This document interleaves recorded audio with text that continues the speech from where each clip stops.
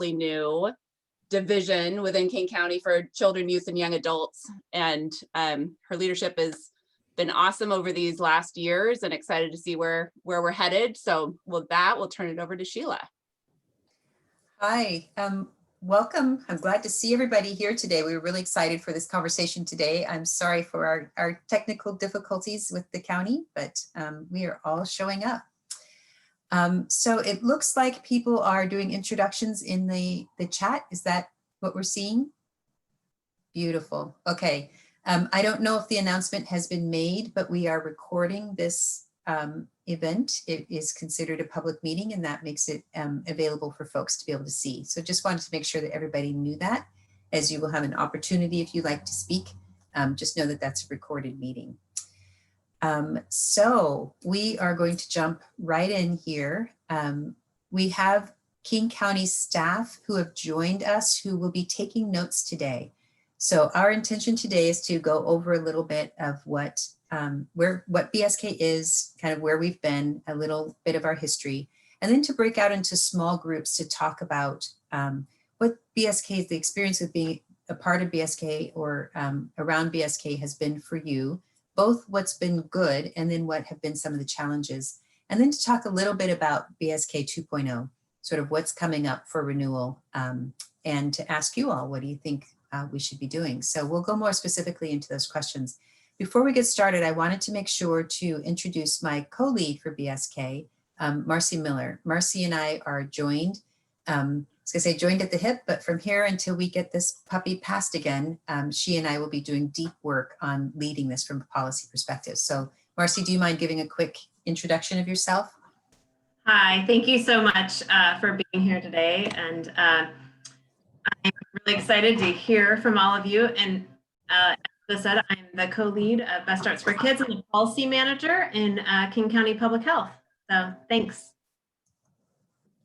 And I just want to give a shout out to all of our King County staff who have volunteered to take notes. Thank you very much. You all have been turning out for these community conversations, and we deeply appreciate that. From their note taking, we're able to gather all of the information that we hear from you all today in our community and use that as our data as we move forward to thinking about what we're going to do next with BSK renewal. So what I have prepared for you today is a PowerPoint to talk about where we've been with BSK. And I want to go through that. I'm going to sort of talk, feel free to interrupt and ask questions if you have a burning question. I will stop at the end and see if people have questions. But as I'm doing this PowerPoint, I can't really see hands or if you come off mute. So you're literally going to have to come on and interrupt me. It may be one of the few times where we can get rid of the social norm of not doing that to ask your questions. But if you want or you are able to, you can save that until the end. So I'm going to share my screen beautifully, I hope. All right, can everyone, I can see some of you. Marcy, Megan, give me a thumbs up if that's good. For some reason, you two are the two who are still on my screen. All right, so again, we want to talk about Best Starts for Kids highlights and talk a little bit about what our community engagement process has been over time. And then we'll do our breakout groups and discussion for today. So Best Starts for Kids, I hope that most of you have seen these 4 words. I love these words. These are our vision. Happy, healthy, safe, and thriving for all children, all youth, all young adults, all families, all communities in King County. We used to have a very lengthy vision statement. And as we did our work, we realized it really just boiled down to these 4 words. So if there's anything that I want you to keep in mind as I continue to talk about BSK and as you continue to think about BSK, it's really these 4 words. This is what we're aiming for. Happy, healthy, safe, and thriving. Our mission and our way of getting there is that Best Starts for Kids works to strengthen families and communities so that babies are born healthy, children thrive and establish a strong foundation for life, and young people grow into happy, healthy adults. We want to start from the very beginning. We want to support kids throughout their childhood, and then we want to launch them into their adulthood from a happy, healthy standpoint. Some of our principles with BSK that are really important and are very different about this funding source than other ways that the county have funded things. We put a really heavy emphasis on promotion of well-being. We do make investments in prevention of risk factors and things that are harmful, but really the key for BSK is that we want to talk about what we want to create in the world and not just what we want to prevent for our young people. So we look at promotion of well-being, preventing some of the harmful things that can happen, and then intervening early and wrapping around our children when things first begin to happen, so that we can potentially get folks back on track before the big bad stuff happens. We also recognize with Best Starts for Kids that a lot of our investments are in direct services, supporting organizations and supporting children and their families and young people. But that's not the only piece we need to concern about. We also recognize that we have policies and systems in place that actually have perpetuated harm for our children and families. And we are working really hard to shift and undo those systems and policies within the county, and where we can within our region have that kind of influence. Our strategies and investment areas, based on what we knew of the science and research that said invest early in our kids, and that way you form an amazing foundation.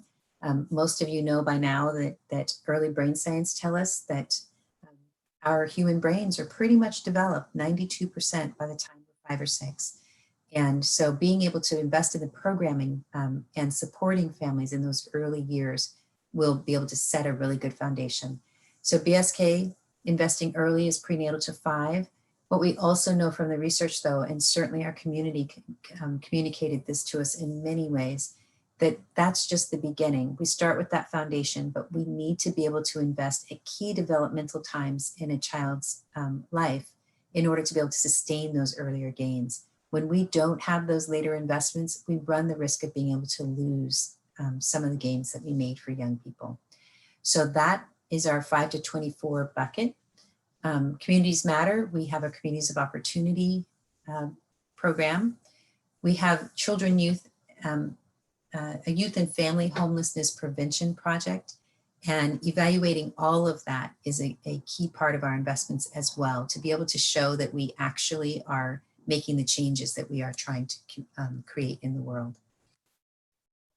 So doing a small deep dive into, maybe a medium-sized dive, into our actual strategies. So investing early, from prenatal care to the first day of kindergarten. We have worked with a theoretical framework, which we continue from the beginning and we continue to use today. It is deeply important to us that BSK be grounded in science and research, and what the research tells us are the important things that we need to be sure to be doing for our young people. We also are deeply grounded in community knowledge and feedback. So this framework is based on both of those important aspects of knowledge, both research knowledge and community knowledge. The theoretical framework, in its easiest sense, says if we increase the good things for our young people and we decrease the bad things, then we're going to end up with healthy development and well-being for children and families. So you'll note if we increase promotive and protective factors, things like parental resilience, social connections, knowledge of parenting and child development, getting concrete support, social emotional competence, if we can increase those promotive factors and we pair it with reducing risk factors, stressors, unhealthy birth outcomes, social isolation, then we will arrive at that middle part, that healthy development and well-being for children and families. We can make sure that this is available to people, but I really wanted to emphasize here that everything that we do at BSK is actually based on this theoretical frame. And I'm going to go next to show you what our investments are. You could actually map each one of those programs to some part of these dot points, and each one of these dot points is research-based. So our prenatal to 5 investments, they are about 50% of the levy. And we start with those investments from the very beginning. So our parent-child health services is really the place where we're guaranteeing those healthy birth outcomes, providing support prenatally up until the first year or two, making sure that infants and their families are healthy during that time. Home-based services is about providing support and services to new families in their own homes. Most of those programs are in the first couple of years. A couple of them stretch until children are about 3 or 4, but they're really based out of the home and helping parents be able to navigate those early parenting years. Vroom is a parent education tool. It's really fun, and what I love about it is that it communicates some of that early brain science that we know for young people in ways that are really easy to understand, with suggestions on how you can use that information in your parenting to be able to parent your children. One of my favorite examples, probably because I used it with my little ones, was talking about doing everyday chores like folding laundry, and how can you fold your laundry into shapes while you're doing a chore, but also talking to your child about this is a square and this is a circle and what is this, and just ways that you can have play be educational for little ones. We've invested in developmental promotion, which includes sort of looking at getting information to families and caregivers about what is typical development for young people, and looking at potential screening opportunities, and partnering with that early supports for young people that may be identified as having some developmental delays. It was important to us to partner those two things. Once we sort of think about that family unit, the next circle out is talking about how do we invest in community-based parenting and peer supports for our families and children. So support groups, different ways that communities wrap around parents and little ones. And then we think about the next circle out as being who else cares for our children when they're not with us. And our childcare health consultation investment is really about assuring that the spaces that our kids are in are healthy and promoting of their growth and development. So that's about childcare facility, childcare, the ways that it is done and making sure that that's healthy. Workforce development, so the folks who work with young people and with little ones have the training that they need to understand brain development, to understand multiculturalism and language acquisition, and to understand some of the issues around equity and access. And then finally, we go out to the bigger system level, and we are have invested in a program, in an approach called Help Me Grow, which is really about assuring that families have the connections that they need with the providers that they need, and the providers themselves have a sense of being a part of a bigger system and know one another. And then we have our innovation fund, which just said there's some things that folks are doing out there that are really, really interesting, and let's actually have them come to us and we can talk about what does it look like to pull it together as a program to make sure there's good planning from the beginning and evaluation. And then let's see, is this something that works for the community and something potentially that could be replicated for other communities. So those are our P5 investments. And again, 50% of the levy. Again, you can see how they hang together and also how they relate to our theoretical frame. Sustaining the gain, we also have a theoretical framework, and this is our 5 to 24 investments. For this particular group, nothing in here should be a surprise, but we have the same model of we're wanting to increase promotive and protective factors, decrease risk factors, which get us to that healthy development and well-being for young people. Some of the things that are dot points here you find on our earlier theoretical frame because they're universal need for humans from prenatal to 24. And some of them are really specific to the developmental time that we're working with young people. So youth resilience becomes really important when we have a framework for youth development. Social connections, knowledge of adolescent development, concrete support. We're looking at reducing some of the risk factors, unsafe and unstable environments.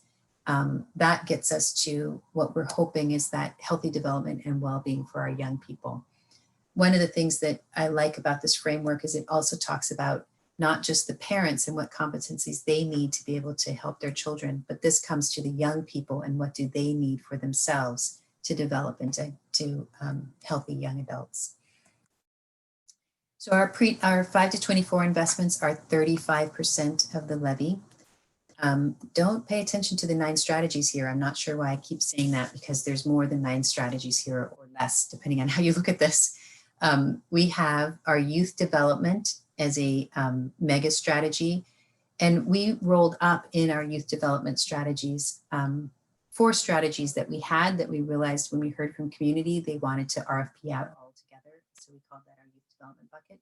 I know that many of you are funded through there. That includes mentoring, positive identity development, leadership, and healthy relationships. We have our school partnerships investments, which are really around our school-based health centers, ESPERT, trauma-informed and restorative practices, and all of our out-of-school time investments. And then there's our family and community connections, which is about engaging with families and parents and assuring that we have healthy and safe environments. Our transitions to adulthood is about support around for our older young folks. So more of the 16 to 24-year-olds around education support, around post-secondary support, either moving on to post-secondary education or training or employment, and a little bit of the social, emotional, behavioral health support during that time. And then finally, we have a very specific focused investment in Stopping the School to Prison pipeline. That's really about young people who are at risk of touching the system or have been touched by the system, and providing some community-led support in that way. So our Communities Matter is communities of opportunity.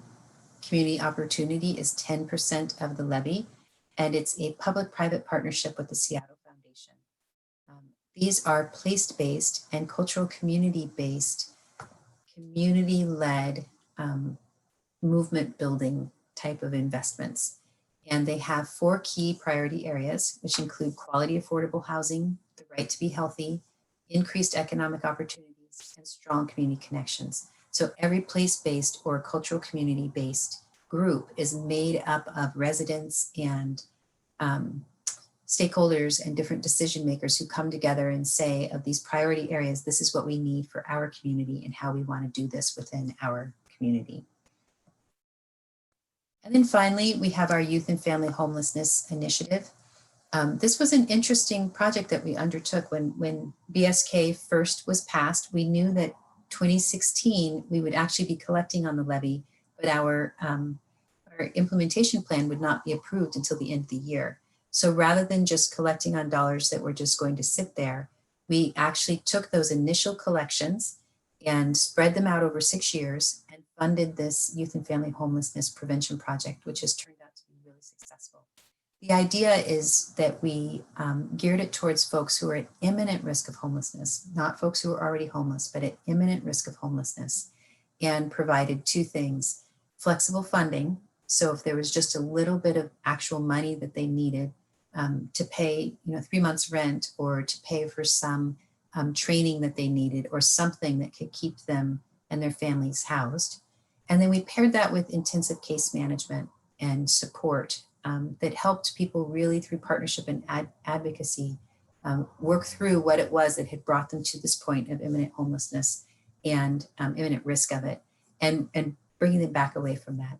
What we found, and I need to get this exact number, but something like 95% of the families that we served did not become homeless within the year after we served them. So it's a highly successful program in that way, and we do hope to continue that in BSK 2.0. So a little bit of our history. In the early days of our outreach, we started doing community conversations in the summer of 2015, and they went through the early fall. This was prior to the initiative, to the levy being passed. And essentially we asked people, if we were to have a large children's initiative, what should we do with that funding? What do you think are the programs and services that we need within our communities? So we went out, we had 10 different geographically based conversations throughout the county. And then we did a lot of stakeholder meetings as well. We came to YDEKC a couple of times, and different organizations doing work with young people. We also ended up speaking to around 2,000 people, including youth, during that time. The levy was passed in November of 2015, and by January of 2016, we had formed a Children and Youth Advisory Board, which helped us work through our implementation plan. We took all the information that we got from the community conversations and we brought them in-house. We worked with King County staff. We had very unusual development of the implementation plan. Over about 100 people who were King County employees participated in work groups, pulling together the implementation plan, taking all that information from the conversations and saying, okay, let's write this down. we took that back out to the community and said, we asked you in the summer, this is what we heard. We wrote down, did we get it right? And we went back to those 10 geographic conversations and tried to talk to as many of the stakeholder groups that we could that spring to just make sure that we really were reflecting what we had heard from the community. By June, we were able to transmit the plan, and by September of 2016, the council passed our implementation plan for BSK with a budget to follow in November. So we were ready to go in January 2017. Most of our investments for BSK have been multi-year investments, and that was really following the guidance of our community.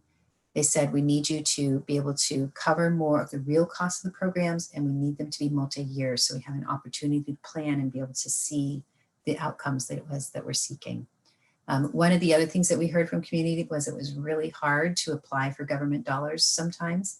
And so we provided technical assistance by working with consultants in our communities who then worked with nonprofits who wanted to apply for BSK dollars. Through 2019, more than 2,540 hours of technical assistance was provided to our community-based organization partners.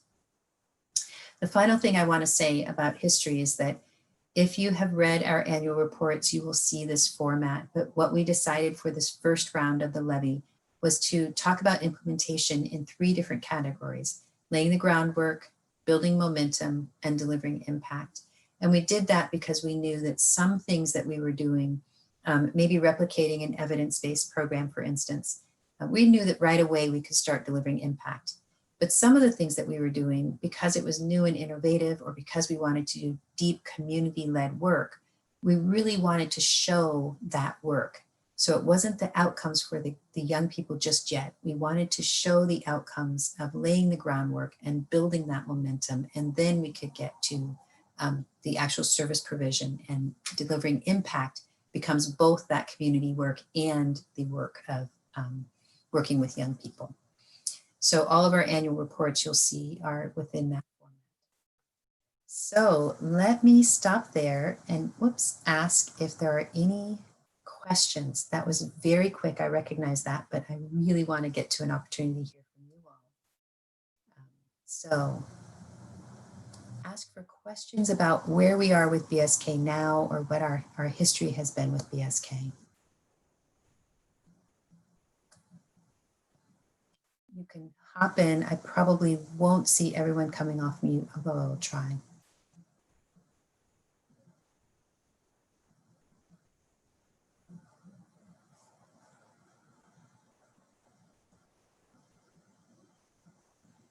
Sheila, it's Janice Avery, and I wondered, I looked very briefly through some of the reporting because I got the annual report in my email today, and I wondered, yeah, and that first summary report's beautiful, and then there's a lot of data that takes a lot of digging around.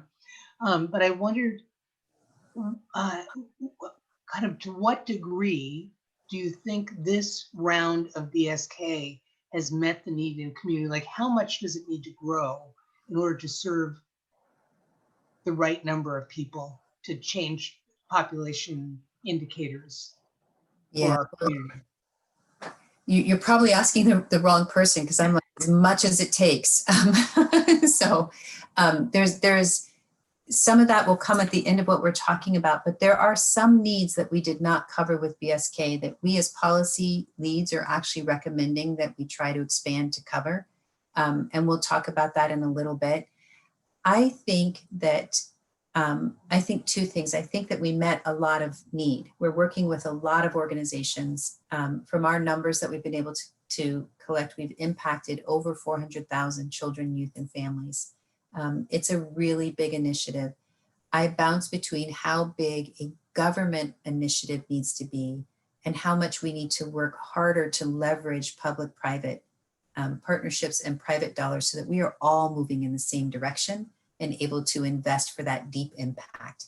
I think throughout our history, we've kind of gone like this in being able to do that. Sometimes we do, and sometimes we move away from it. And we're pretty committed the second round of the levy to say, okay, where are private funders and how can we partner with each other to make sure that our organizations are getting the funding that they need to get at these outcomes that we all want.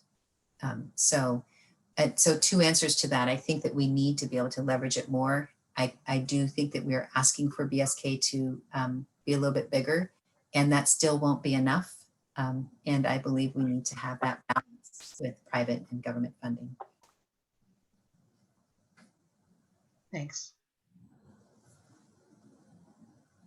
This is a little bit like maybe raising your hand. Brianna, did you mean to come off mute, or was that, do you have a comment? Okay, I won't pick on you. Anybody else before we move on?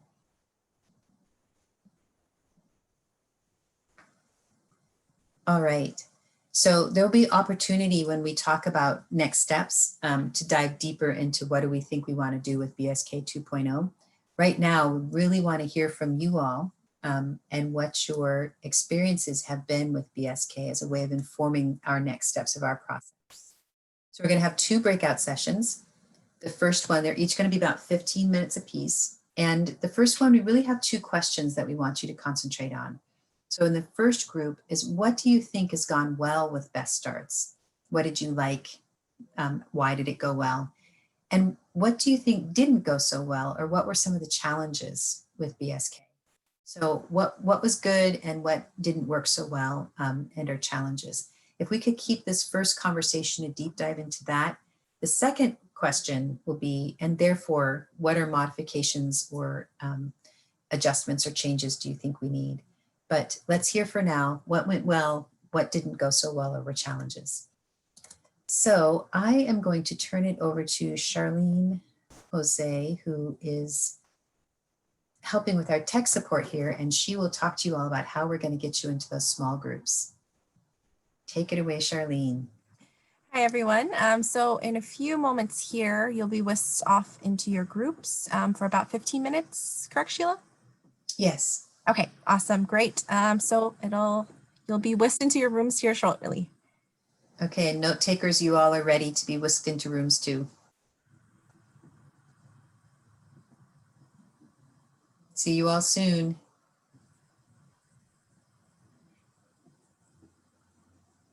All of our groups back, I'm thinking. Okay, so let's do a report out. I am going to assume that the note taker in your group is going to do the report out unless you arranged otherwise. So it's okay with me if someone else does, but if not, note takers, you all will be stepping up to that plate. So let's just go through the groups. Who can be first in reporting out and what your group talked about? Michelle Sarju, I'm looking at you. Were you a note taker? Sorry. So here's the joke for all of you who don't know. Sheila has been my boss for a very long time. She is no longer my boss, but she is still my boss, as you just witnessed. So I will go.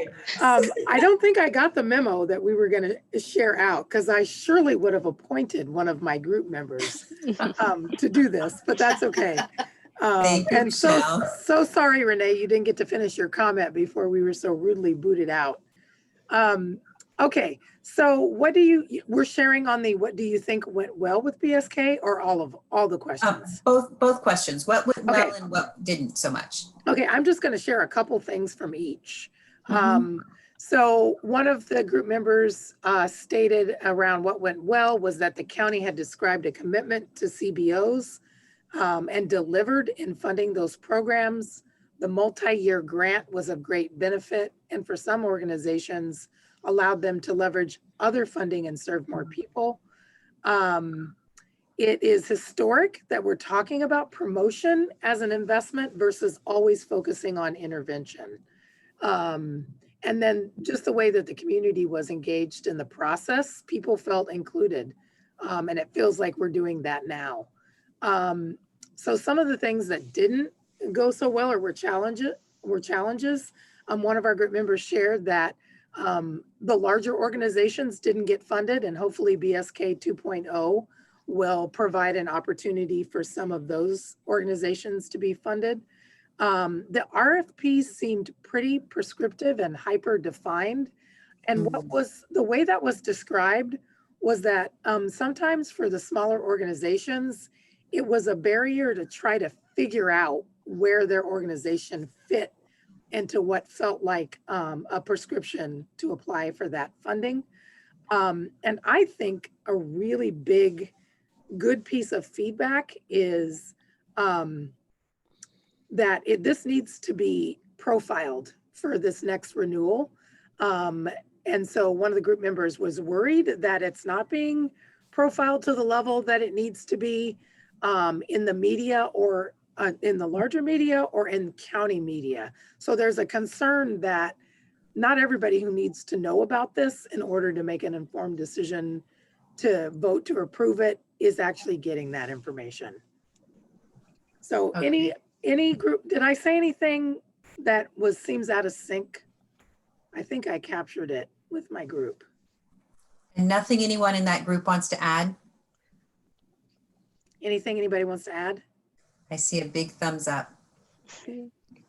Michelle, thank you for going first. You're welcome, Sheila. And now I also see Brad. Were you a note taker, or let's have you come on up?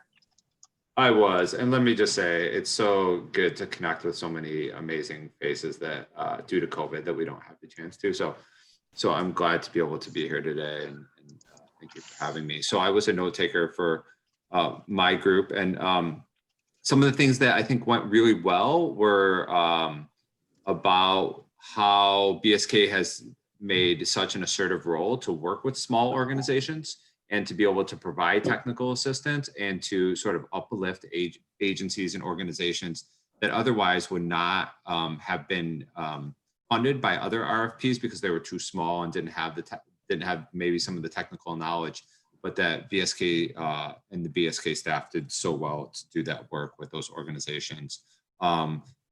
Also that BSK has been a great connector with organizations and allowed smaller organizations and BIPOC-led organizations to really be successful in the work. So that's been great. We got a little cut short on the challenges time. That's my fault that I wasn't managing the time well, but there were some challenges really around with the available funds being spread too thin. And that is there bigger items that there can be more depth sort of invested into. And really there was a conversation about if we invest in programs, are we going to really be able to move the population health needle, as was talked about before, and that folks would like to see more investments in policy systems and environment change that root out systemic areas of oppression. And that's all I got. Thank you. Anyone in that group want to add anything more? All right, so I'm going to ask for the next note takers. I could make some assumptions about who they might be. Okay, Mara. Hi, I'm Mara. Yeah, I was a note taker for a group. The group that I worked with didn't. They hadn't applied for grants, any of them, and there were a couple that were kind of interested in learning more about BSK. But we did talk about how the applications and the RFPs and everything are very detailed, and they seem to be quite thorough and helpful. And the blog and everything is very, very, very, very good. Felt like that was a positive thing as far as administration. Pushing out the RPFs well with reaching people with opportunities to apply. We did talk about the strategy of the multi-year funding, helping with trust and relationships, being really, really effective as opposed to some of the TERP grants that were smaller. Maybe that only were a year and were small. It was hard to keep that flow going. So we talked a little bit about that. Impact, and the impact on children and families. We talked a little bit about mentoring aspects, how a lot of the grants were promoting the mentoring, and that was really, really appreciated and effective. Early learning innovations, creative strategies with outreach and avoiding systems of perpetuating harm. We talked a little bit about that kind of topic. And then any opportunities going forward with BIPOC for breaking down barriers, looking to ESJ and looking to the communities and keeping that focus. Talked about that. And people were interested to hear more about the balance of government and private funds. And I didn't quite know what they were about the PISTA grant, but anyway, we talked. There were a couple questions on funding for that. So, yeah. And do you mean pasta? The I guess that is what I mean. Yeah. Okay. Sure. Sorry. That's what okay. I'm doing is I'm learning about things. Yeah. We speak in acronyms way too much. So yes. all right. Does that group have anything to add? Thank you. Some really good feedback we're getting here. Anyone in that group have anything to add? Okay, see a thumbs up. All right. How about Hannah? Hello. Okay. So some of the learnings, some of the things that went well is that before BSK, there really wasn't a lot of investment in upstream services. And since BSK, there's been a lot of investment in community-based organizations that can provide those services. BSK has really shifted the way organizations are funded, like who's funded and who has access to these resources. BSK provides capacity building support, and organizations have had positive experience with their capacity building providers. There is now BSK funds in out of school time, and we know that there's not an equitable access to after school activities. BSK invests in early learning and helps support families throughout all stages of their children's ages. There is, within the cohorts that have been funded, there's been some community that was built, there's been relationships and shared learning, and from those cohorts, there's been new partnerships that have emerged. That BSK has been continuously making strong efforts to further community engagement, such as the blog and the community conversations we're having today. BSK does a really good job at making visible and clear intentional efforts in supporting communities of color. And then the RFP process was smooth, and there was additional support to organizations such as the TA supports, which is the technical assistance. And we didn't really get enough time to go over the challenges portion, but some of the stuff that was shared was that there is a larger investment in early learning. So there's an interest of maybe shifting some additional funds to children that are older, so at the school age and above. And then there are organizations that have applied for multiple grants and have received those multiple grants, but is there a way that BSK can streamline reporting processes so that way some of the information is not duplicated and asked of the grantees? And then if there could be additional support around school and school community partnerships. Wonderful, thank you. Anyone in that group want to add?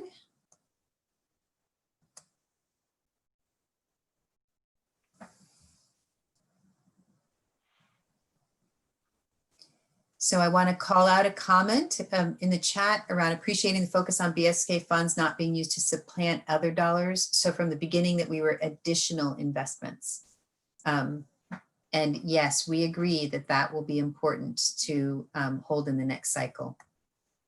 Particularly given the reality that we're in right now with pandemic impacted economy. All right, Whitney, can you report out for your group?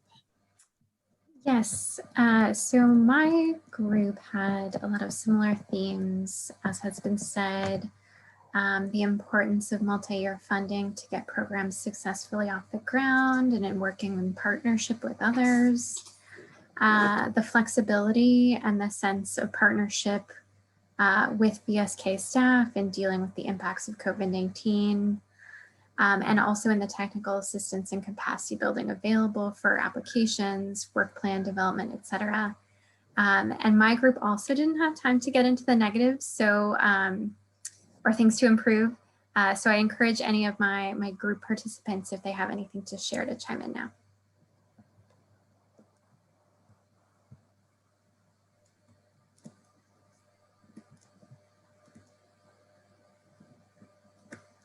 So, you know what I'm going to say for our next question, for people that didn't get an opportunity to talk about the challenges, they may actually wrap into the next question about what adjustments or changes So if you can say, this is what challenged and this is what I recommend for a change if it impacts it or not.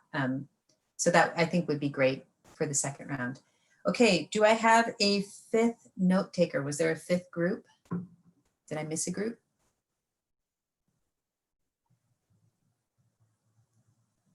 All right, good.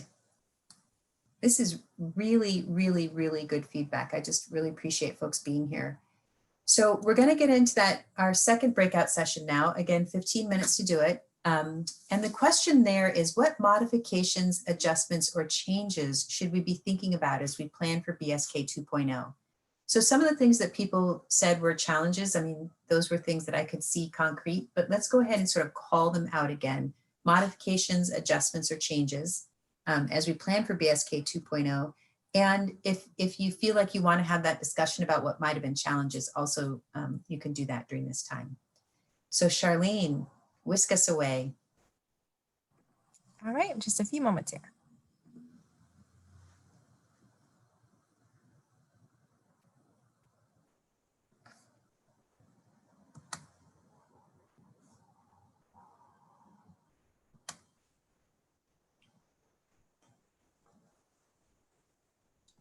Speaking of holding firm and not supplanting, did you heard about CORE's funding? No, so Leo said, Sheila, does BSK fund CORE C-Course? So I just thought he was in a meeting. What happened? The state cut the funding. Yeah, and they've been holding off on, their contract was up in June, but James Cooper Nurse was like, to our final few minutes, I would love to have a report out. And if I could hear two things that came up in your group, and and let's not repeat them. So if your group came up with the same thing, tell me two new things, one or two things. So let's start. Anyone want to volunteer? Note takers, come on. I'm just going to do it. I'm not going to let you tell me to do it. I was tempted. I know you were. And my group decided that they wanted me to do it anyway. So, okay. So one of our group members, Kevin, coined something called BSK 1.5. And what that is to raise up programs in rural and unincorporated areas and get children to articulate to their elected officials about the importance of supporting rural renewal of BSK. I think that's a brilliant idea. So we're calling that BSK 1.5. And then we had a number of really good things. But one of our group members talked about how COVID has changed service delivery and what's going to be done to address recovery after we're out of this, if we're ever out of it. And then I got to say one more, that BSK needs to allocate more funding to the 5 to 24 investments. We need to serve well the BIPOC youth, given the current revolution we are living in. I had to say that. That came from Renee. All right, thank you. Thank you. All right, next note taker. That's okay. Or was somebody else going? Go ahead, Brad. Brent. Oh, okay, thanks. So I'll say that most of the feedback that we got was really about 1.0 and 2.0 combined. They're really like things to think about as we move forward. But making sure that the evaluation plan and the evaluation metrics were not just process metrics, but they were really output metrics. And that by the time that we get to the 10-year evaluation plan, we should really be able to see how population level metrics have been able to move. Another thing is about continuing to provide training and technical assistance through Best Starts for Kids on new and impactful ways to engage populations that people serve around program design. And so that training and technical assistance and really around providing a little bit more flexibility within the RFPs and within the contracts to do work that agencies are good at and a little bit less prescription. Wonderful. Thank you. Okay. Yes. Two things from our group was one, BSK can play the role of helping build stronger partnerships between school districts and community-based organizations.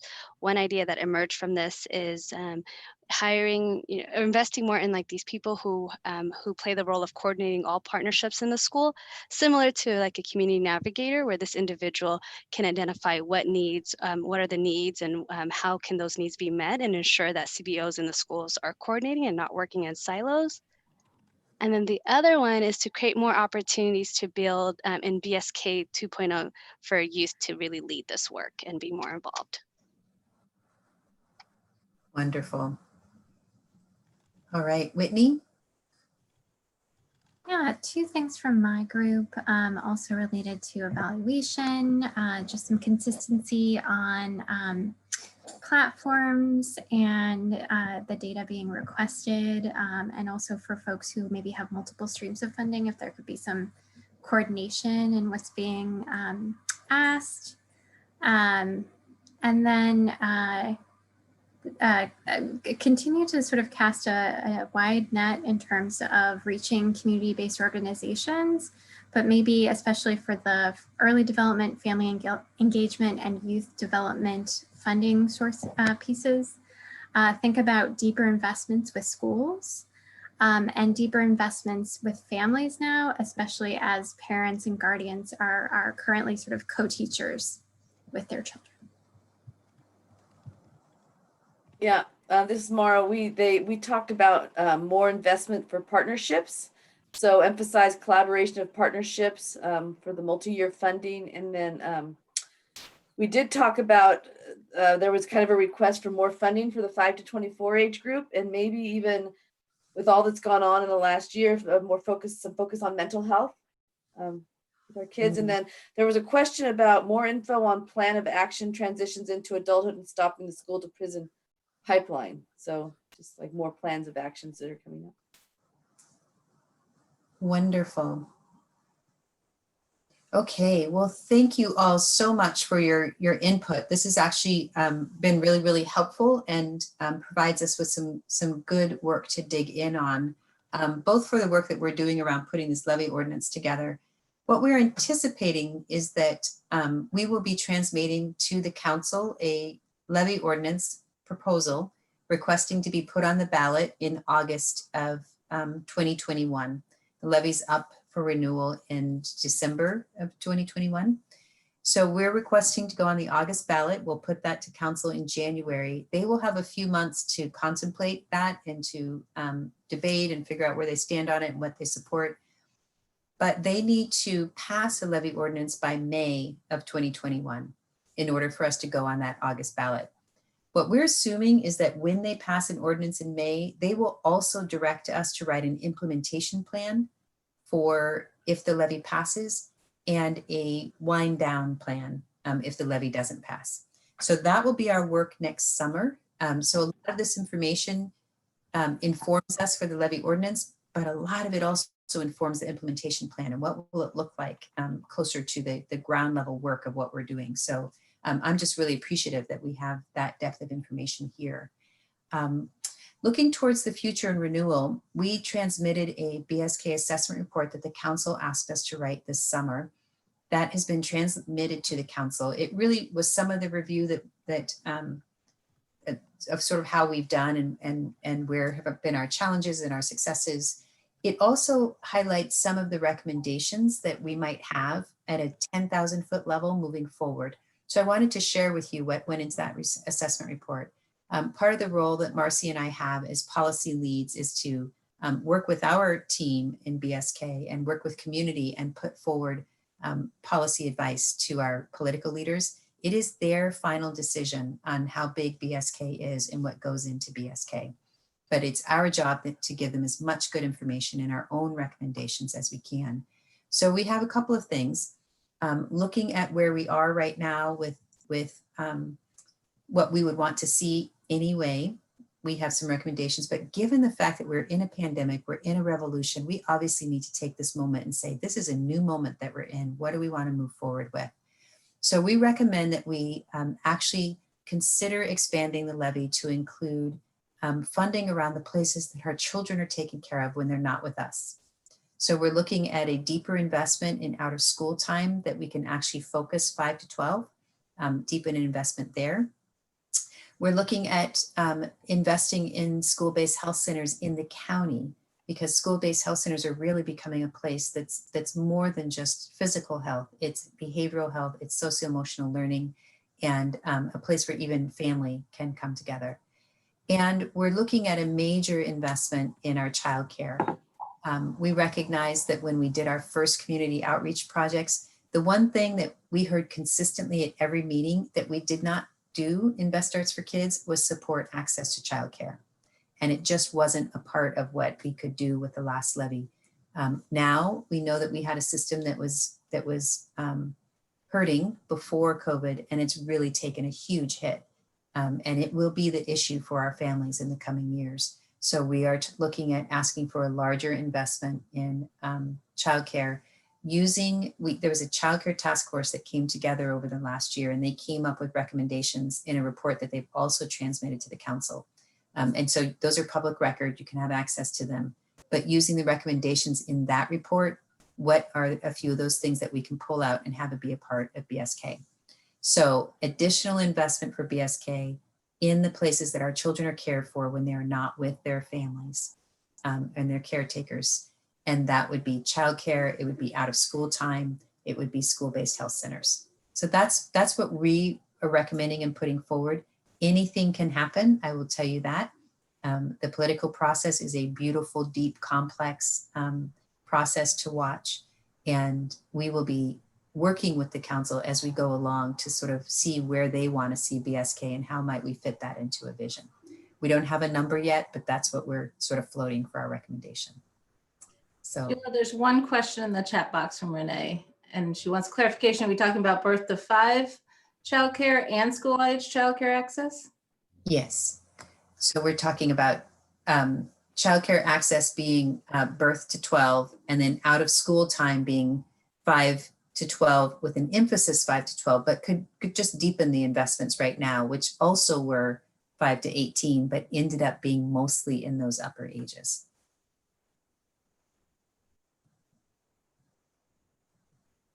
Any other questions about where we're headed or anything here? Again, I want to thank you all for being here. I want to thank YDEC very much for your partnership, your past partnership, your present, your ongoing partnership. We appreciate your helping sponsor this event. And it's really great to see some familiar faces on this call too. I know that we all are working out of our homes or far more isolated than we have been. So it's really nice to see people here today and to hear from you. We are jumping in with both feet with this process. So anytime you have an idea or a thought or something you want us to consider, please email us, call us. We can set up a Zoom call. We want to have that kind of open communication as we move towards our proposal to our council members. Okay, so have a good evening, everyone, and thank you for being here. Thank you. Thank you so much. Thank you.